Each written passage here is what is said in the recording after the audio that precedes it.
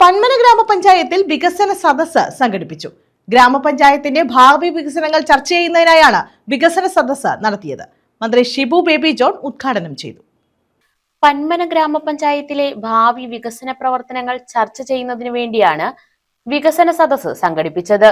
മന്ത്രി Shibu baby John ഉദ്ഘാടനം നിർവഹിച്ചു.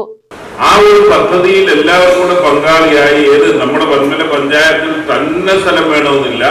അപ്പുറത്താണെങ്കിൽ ഒരു പദ്ധതി വന്നു കഴിഞ്ഞാൽ ബ്ലോക്ക് പഞ്ചായത്ത് പദ്ധതി വെക്കുകയും അതിൽ ഓരോ പഞ്ചായത്തിന് അതിന്റെ വിഹിതം എങ്ങനെ എടുക്കാം, അവിടെ MLA ഫണ്ടുകൂടെ അടക്കം വന്നു കഴിഞ്ഞാൽ നമുക്ക് ഈ ആവശ്യങ്ങളിൽ പരിമിതമായ സ്ഥലത്തിന്റെ പ്രശ്നം തീരും. പക്ഷെ പലപ്പോഴും പഞ്ചായത്തിന് സ്വന്തമായിട്ട് അവർക്ക് ചെയ്യണമെന്നുള്ള ഒരു താല്പര്യവും വരുന്നതേ അല്ല, സന്തോഷിന്റെ അല്ല ഞാൻ പറഞ്ഞത്.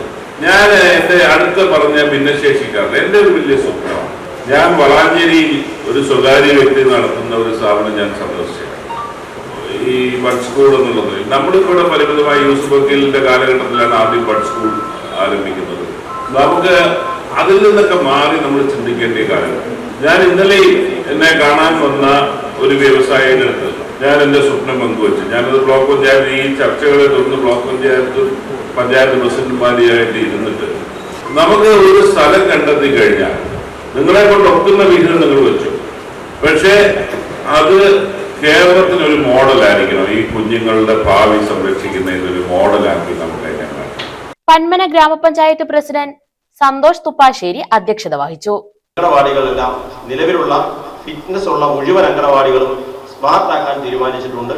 അതുകൊണ്ട് തന്നെ പന്മന പഞ്ചായത്തിൽ ആകെയുള്ള 51 അംഗനവാടികളിൽ സ്ഥലമുള്ള ഫിറ്റ്നസ് ഉള്ള മുഴുവൻ അംഗനവാടികളും ഇനി മുതൽ സ്മാർട്ട് അംഗനവാടികളായി അറിയപ്പെടും.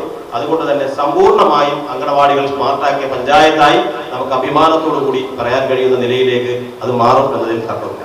അപ്പം ആ അംഗനവാടികൾക്ക് സ്ഥലമുണ്ടെങ്കിലും ഭൂമിയില്ലാത്ത ഒരു സാഹചര്യം നിലവിലുണ്ട്. അപ്പം അംഗനവാടികൾക്ക് ഈ സ്ഥലം വാങ്ങുന്നതിനുള്ള അല്ലെങ്കിൽ അവിടെ കെട്ടിടം നിർമ്മിക്കുന്നതിനുള്ള സ്ഥലം അതെല്ലാം നമുക്ക് ഇതുമായി ബന്ധപ്പെട്ട് പഞ്ചായത്തിന്റെ പൊതുവായ വിഷയങ്ങളിൽ പെടുന്നതാണ്.